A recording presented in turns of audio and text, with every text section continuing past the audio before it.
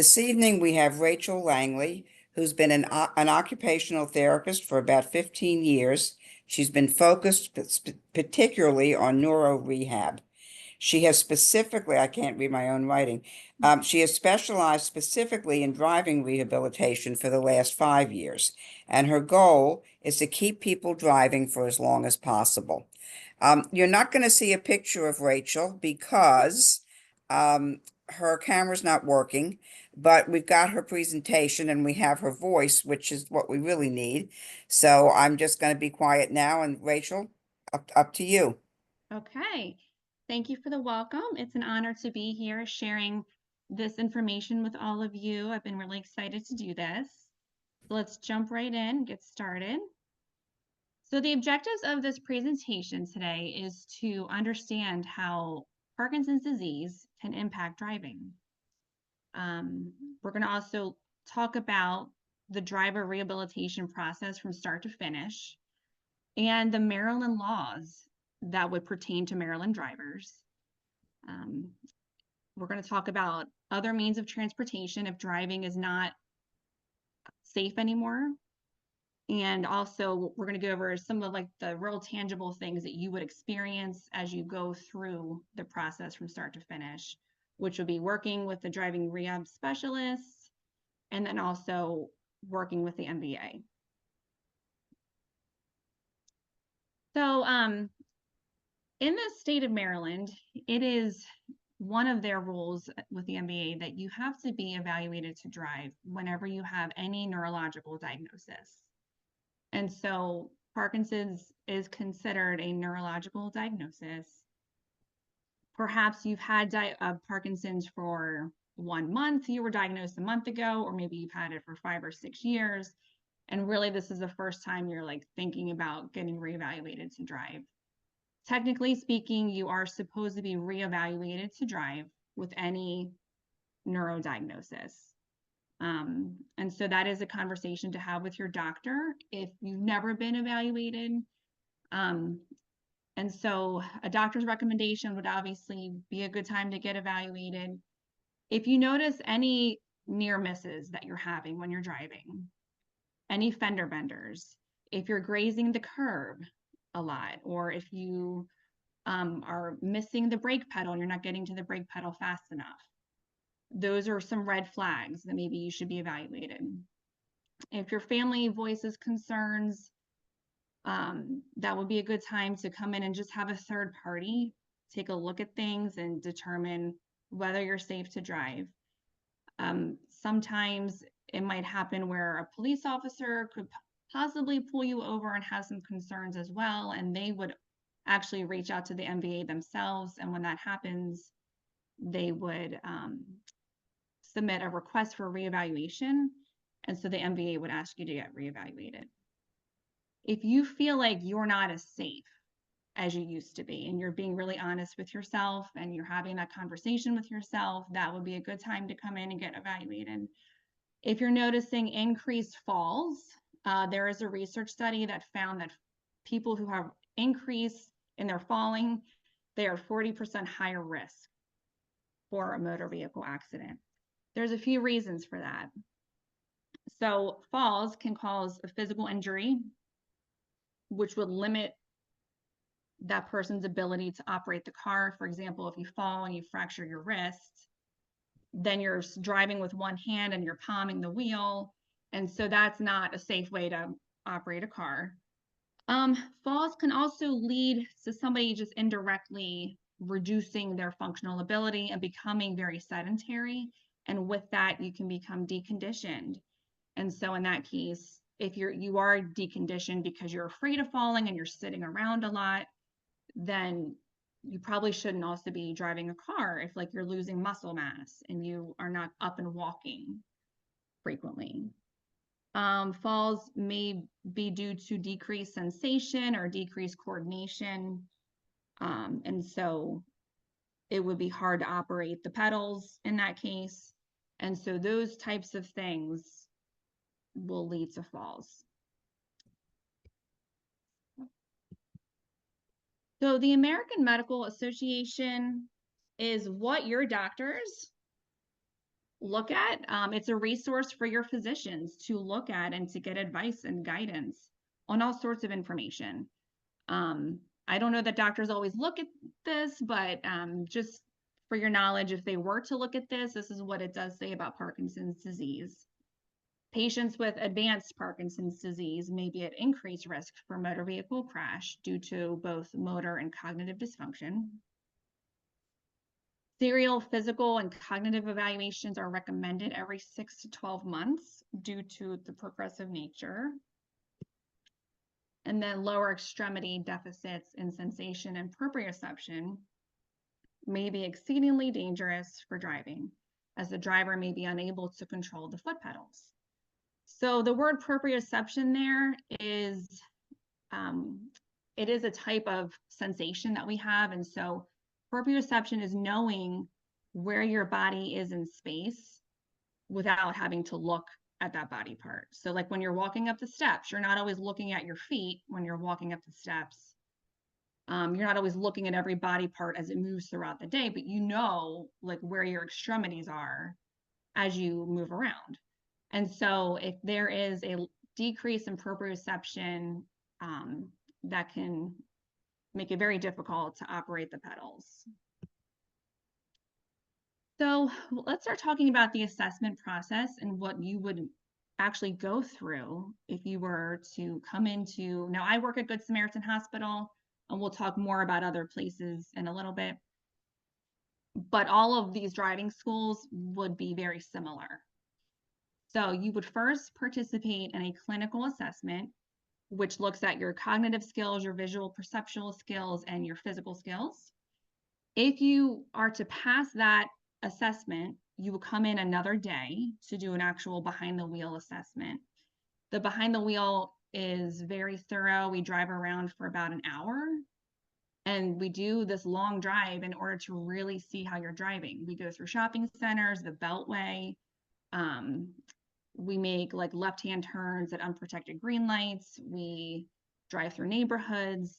And so I'm really looking to see, I need to build up my evidence to see, okay, this person is or is not safe to drive.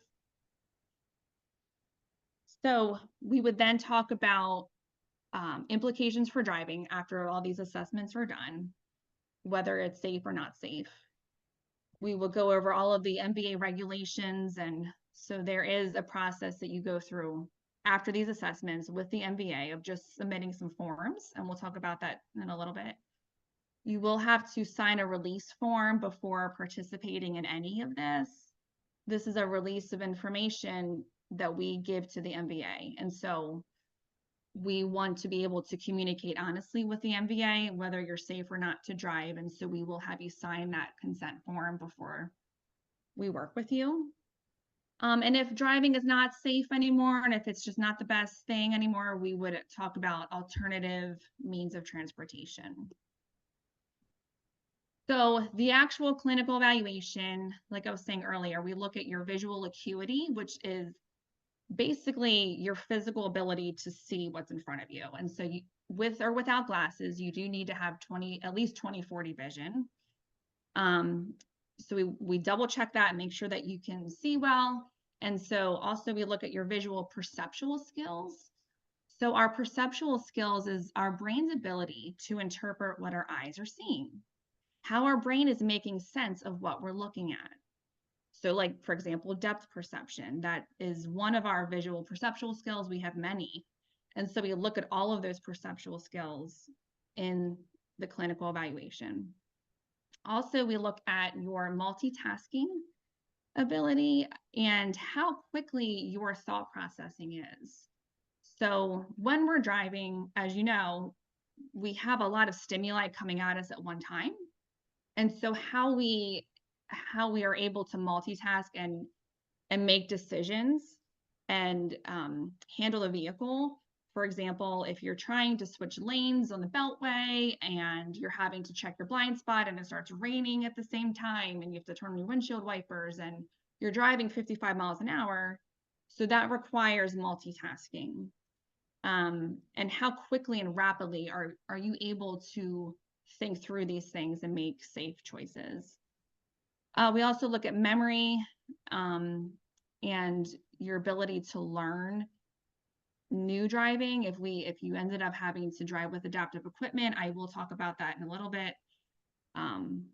And then we just take a look at your insight. Like, are you aware? Do you have self-awareness? Are you able to identify deficits, or are you not able to have any insight or judgment about your abilities? And so with the physical aspect, the physical evaluation, we take a look at both of your arms, range of motion and strength. I'll just evaluate your right leg, because that's the leg that you're driving with. If you're not able to drive with your right leg, then I would evaluate your left leg. And then you would potentially have to drive with a left foot gas pedal, which is an adaptive piece of equipment. I would take a look at your sensation, coordination, and then we have a simulator that is a gas and brake pedal. And so I'm able to gauge how fast you can get from gas to brake. And so the way that I introduce this before I do it is I say, okay, imagine that you're driving down the road and a child runs out in front of you. How fast can you stop the car? And so we do a couple practice runs of going back and forth. And then I get an average speed after 10 repetitions of how fast you can get from the gas to the brake. So I'm looking at speed, but I'm also looking at coordination. Are you like missing the pedal? Are you kind of sliding off the pedal? Are you pushing down both pedals at once? And so for anybody whose brake reaction speed is higher than 1 whole second, that's a red flag. So if it takes you over 1 whole second to get from the gas to the brake, that's not good. So I am definitely looking for it to be less than 1 second. Anywhere between half of a second and like 0.8 would be a good score for that. Okay, so if you pass the clinical evaluation, you would come back in another day for the behind the wheel driving. And so how we start this off is I get you oriented to the car. We drive around the parking lot until you're comfortable with the car. And then we leave from there. We have now at Good Samaritan Hospital, we do have 2 vehicles. They're both just 4-door sedans. We have a passenger brake. And so we make sure that you're nice and comfortable in the seat, and we make adjustments if we have to, and then we take it from there. And so we progress from a neighborhood all the way up to the Beltway. Now, sometimes we don't do the Beltway. Sometimes people are like, you know what? I don't really need to drive on the highway anymore anyway. And so in which case, we wouldn't drive on the Beltway, and I would put in your documentation that I'm recommending no highway driving. And so a lot of times people are okay with that because they don't really have a need to drive on the highway at that point. And so having that one restriction, without losing your license completely, that's an option too. So after the driving, we would go over everything. We would discuss everything in detail. We give you feedback. So as we are driving, I am looking to see how you're able to control the vehicle. How you're able, so for example, is there smooth acceleration and braking, or are you hard braking constantly? Are you having trouble with using the signal for some reason, or remembering to use a signal? And so just like the basic control of the car. I'm also looking at how you interact with other cars, especially when there's a lot of other cars. I'm looking at how you yield and how you are aware of other cars around you. Also looking at lane control. And so, sometimes people like to hover on the line, like on the yellow line or the dotted white line. And so are you able to stay in the center of the lane, or do you have this like pull to kind of stick to one side or the other. And where you're placing the car, like when you come up behind another car, and just how you kind of stop and start. So where you're placing your vehicle, looking at your judgment, you know, as you approach a construction zone or as you drive through a shopping center. Are you slowing down for speed bumps, or are you just driving over them like you would anything else? And so are you able to make quick decision making? If, for example, a pedestrian just kind of darts out in front of you, like, what do you do? I'm looking at how you observe and adhere to the road signs and just the general rules of the road. So this is just kind of an overview of what I'd be looking for when you're driving. Some other things would be like speed limit. Are you aware if you're in a school zone? Like, did you notice the sign on the road that says you're in a school zone? So I'm looking for all of those things, and like how you just like handle everything, and you know, are you staying in the right lane when you turn into a multiple lane road, and just things like that. And so afterwards, we would go over recommendations, any modifications. I would go over the reporting process to the MVA. And now something else to keep in mind is your physician also has to be in agreement that you're okay to drive. And so, for example, if I'm saying that you're okay to drive, but your doctor is saying that you're not, then the MVA would likely go with the doctor's recommendation. But what I've noticed is most doctors, they defer to the person who's actually driving in the car with you and evaluating you. So they will defer to us. And a lot of times what they'll write on that consent form is basically whatever the driving rehab specialist says after the driving evaluation, you know, that's what I would go with. So I think I've only encountered 2 situations where a doctor didn't agree with me. And that can happen, but most of the time we are in agreement. So the possible outcomes after all the evaluations are done is that you can continue driving. We might go over some strategies to increase your safety. And so that would be like maybe not driving across the country, you know, or just limiting your number of trips, making shorter trips, driving during the daytime. And like I said earlier, maybe not doing the Beltway anymore. And also utilizing other means of transportation for certain destinations, if that's a concern. Like, well, I can't drive on the Beltway, but I can only get here if I drive on the Beltway. And so maybe setting up some kind of system in place where a family member could help you if you need to get there. So we do offer training with adaptive equipment if it pertains to your situation.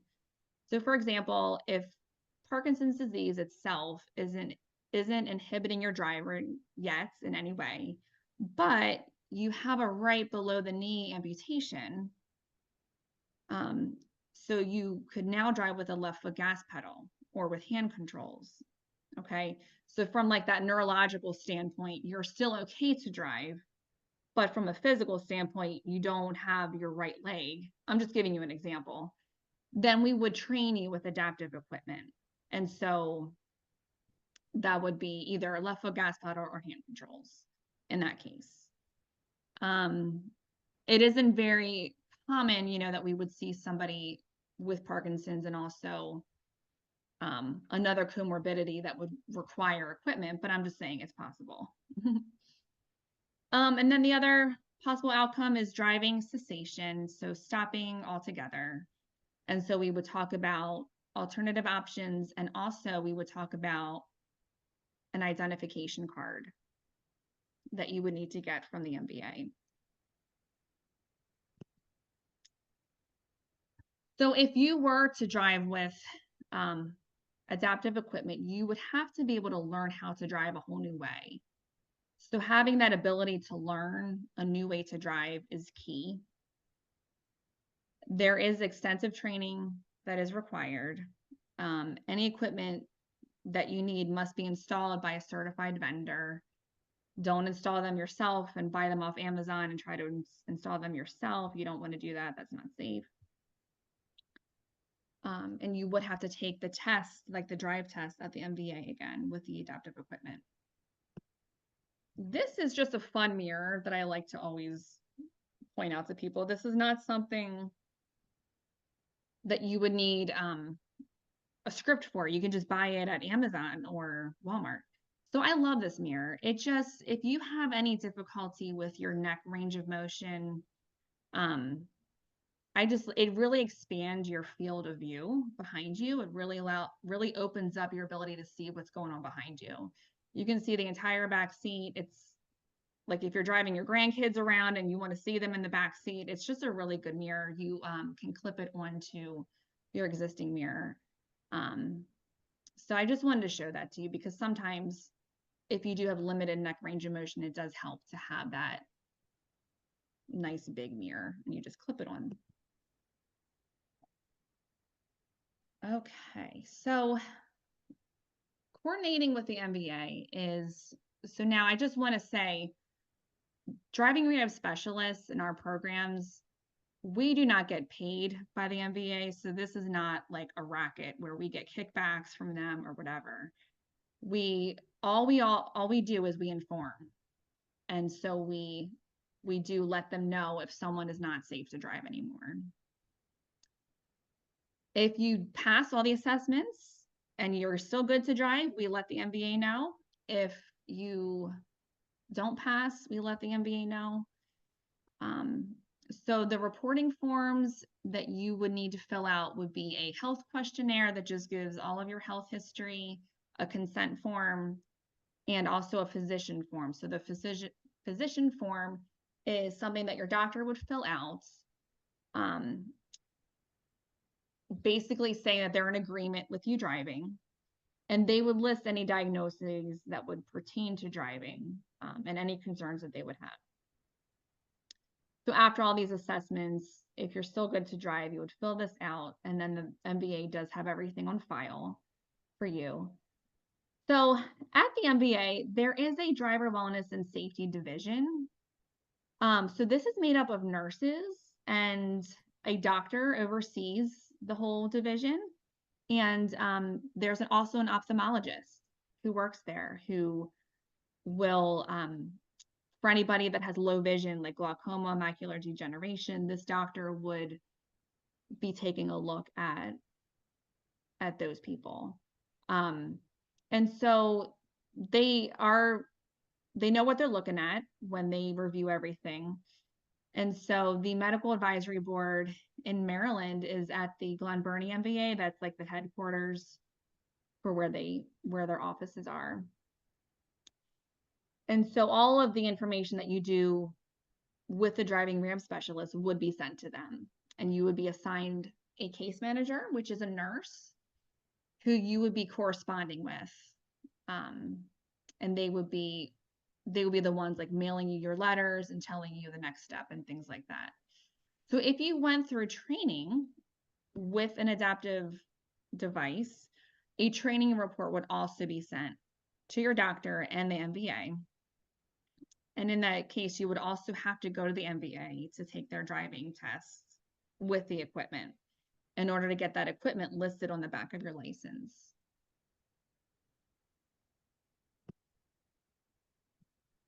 So here are some things that are not recommended. So steering with one hand, like I said earlier, if somebody fell and fractured their wrists and they still try to drive with one hand, it's just not a good idea. You don't want to purchase steering knobs at an auto parts store and install it yourself. You don't want to use your left foot on the gas and brake pedals. You don't want to purchase any kind of equipment online and install it yourself. You don't want to use portable equipment. So in other words, this is equipment that you can just kind of take on and off. When you have a vendor install it correctly, they actually fixate it to your car. And so it's very safe and sturdy. you don't want to withhold information from the MVA or your insurance company. So if you were, for example, to get into a car accident and any medical records were subpoenaed in a court situation, and it's seen that, you know, you've had Parkinson's disease for like 5 or 6 years, but you never were reevaluated and nobody deemed you safe to drive after this diagnosis, then you could be held liable. And so you really do want to be honest and do these evaluations in order to have on record that you are safe to drive. Same things with insurance companies. Now, they're not supposed to increase your rates because you have any kind of diagnosis like this. They're not supposed to increase those rates. But if for some reason they were to find out that you have any kind of neurological diagnosis and you never told them, and then you get into a car accident, so you want to be honest and go through these channels to just get on record that you are safe to drive and that you're not withholding information. So if you were to come in and see me or to go to another driving school, what we would want is a script from your doctor with your name, your date of birth, and the date of the time of the script, any diagnoses that pertain to driving. So all we need is just a list.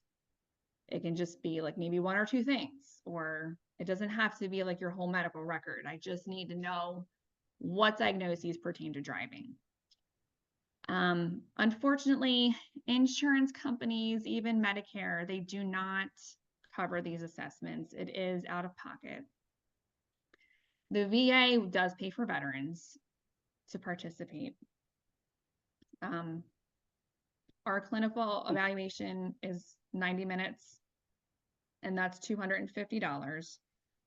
And then the driving is another 90 minutes, and that is another $250. If you do training, that is $100 an hour. And then if we travel to your house, we do charge $25 an hour. And these are the prices that you're going to see pretty much everywhere. I actually do think that Good Sam at Good Samaritan Hospital, that we are one of the cheaper ones. So yes, I wish that insurance did help, but they don't. And I apologize in advance for that. So this is our list of alternative transportation. Now on the handout, there was a handout that was emailed to all of you with this list right here. And so these are resources that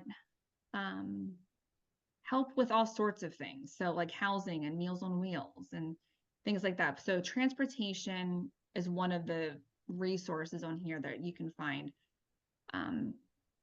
for like free transportation if you needed that. This right here is also on the handout that was sent to you. Oh, yeah, hold on. I'm sorry. My son is right here. He just walked to the door. Let me get the door. I'm doing a presentation.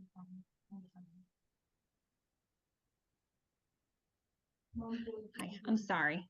Well, while Rachel's doing that, I just want to remind everybody that if you have any questions, you can ask them in the chat. So feel free to do that.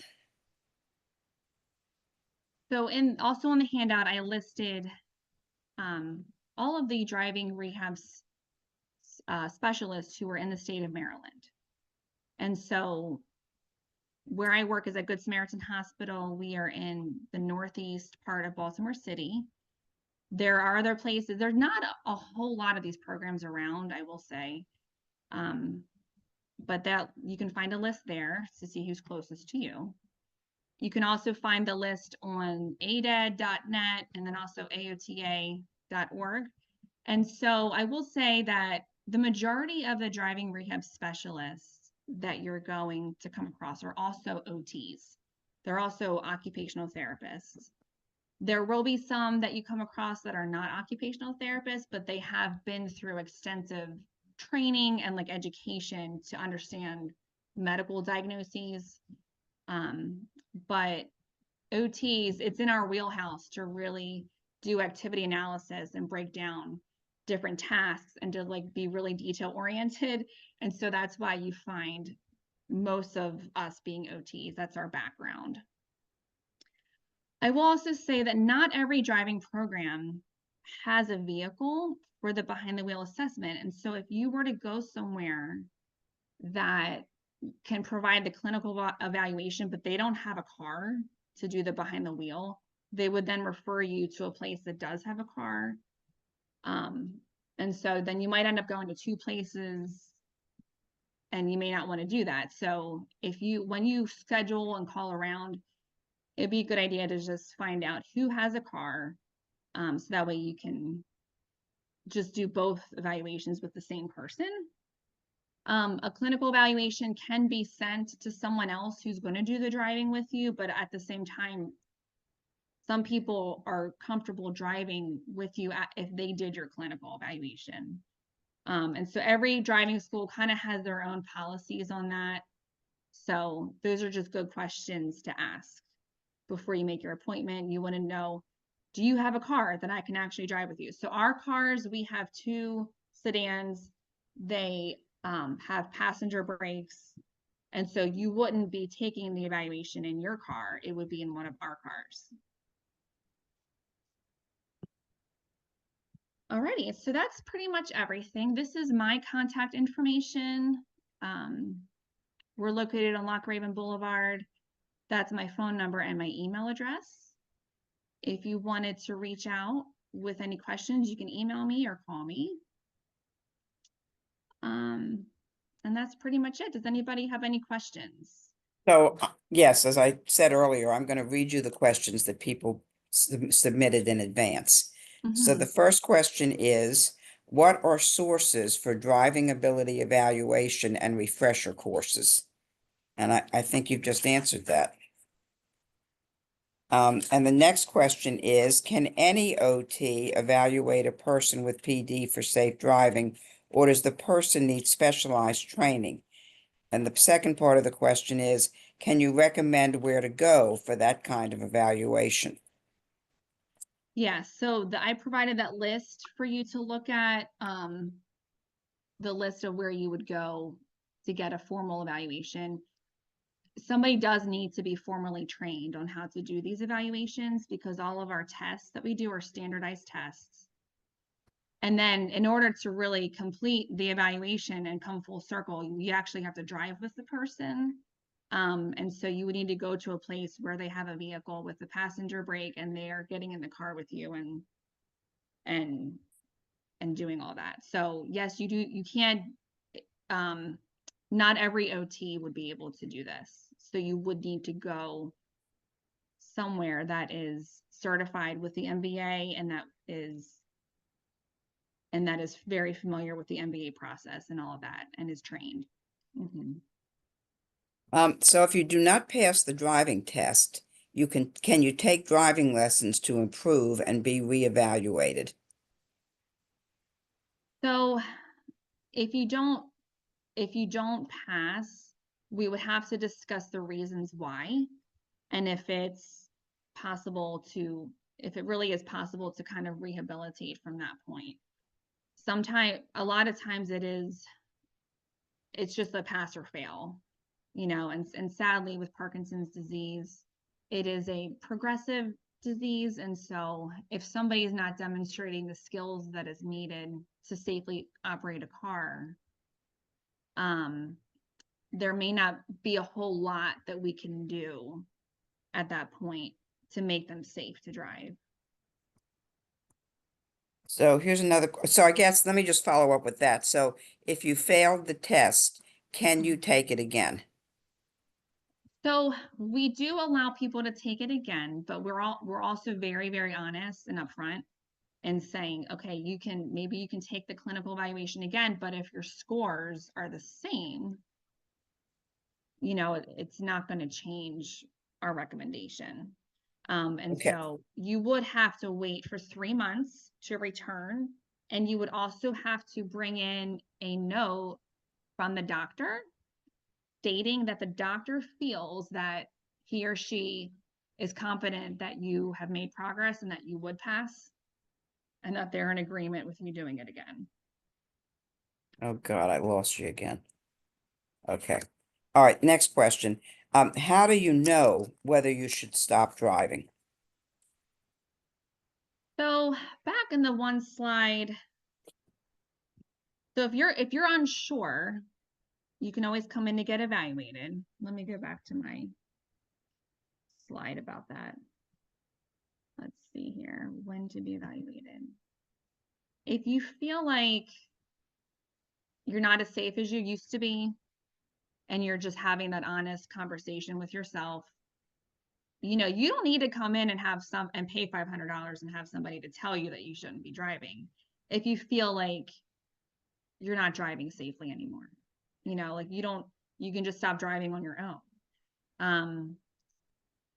If you are having any near misses or fender benders, if your family's voicing concern, if you have increased falls. So these are all things that would be red flags to you. But a lot of times people would rather just have the formal evaluations to give that final stamp of recommendation. But people can stop driving on their own too. That you don't need to come in and see somebody to tell you that. Yeah. Okay, next question. As a caregiver, and I think maybe this answers this question. As a caregiver, what should I look for to determine that it's no longer safe for my husband to drive? Kind of like what I was just saying with all of this. So with Parkinson's being progressive, and it's recommended that somebody with advanced Parkinson's really, definitely get evaluated. If they're newly evaluated or newly diagnosed, then it may not be necessary yet. But I think, sometimes it's hard as a caregiver to really see all of those details. If you feel in your gut that like your family member shouldn't be driving, then it is probably good to just talk about getting evaluated, talk to the doctor about it, express what you are seeing.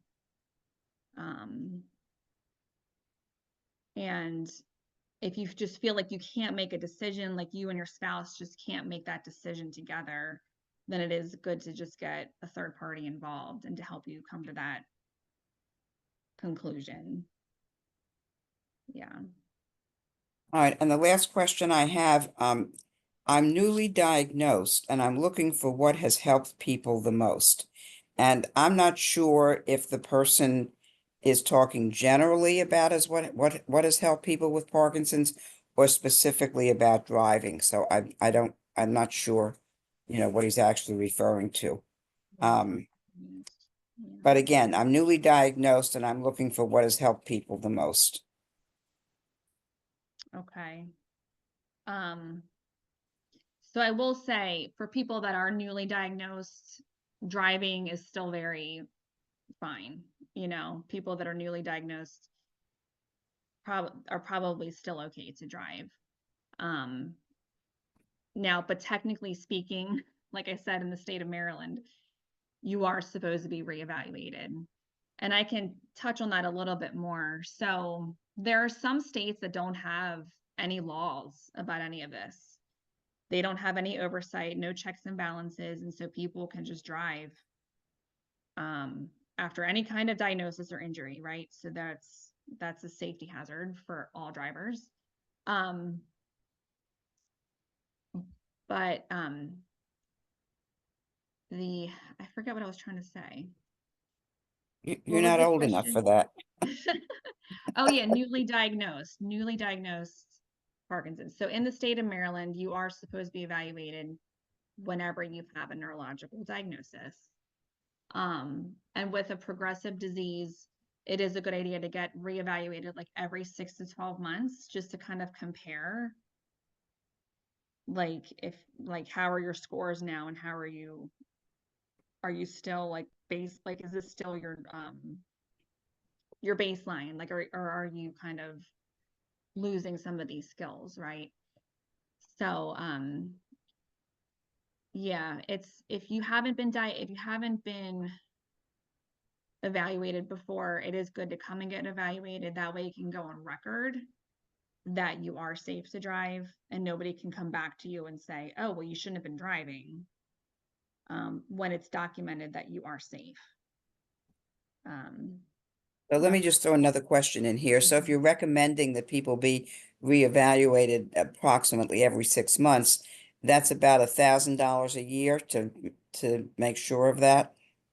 So I would say either every 6 to 12 months. Okay, Hmm. okay. Yeah. And that's what the American Medical Association also recommends. Yeah. Okay, any other questions from anybody? Remember that this presentation is being recorded so that if you want to go back and re-listen to something, it'll be there. Michael, when should it be up on the website? Friday. We'll be ready Friday. Friday, okay. So, you just go to the MAPS website and click on events and it should be right there. Um, and I think that's about it. So if nobody has any other questions, I think we'll say good night. Rachel, thank you very, very much. You're Um, welcome. I've actually gotten several questions about this in the last couple of days, so this was very, very timely. And I'm going to ask everybody again, not with a lot of hope, but I'm going to try. Please fill out the evaluations that are going to be sent to you this evening. It just is really important that we get this information. So please fill them out and thank you everybody for coming. Rachel, thank you so much for doing this. Of And course. it was great. It was good. Thank you. Of course. Thank you for Good, having me. good night, everybody. Good night.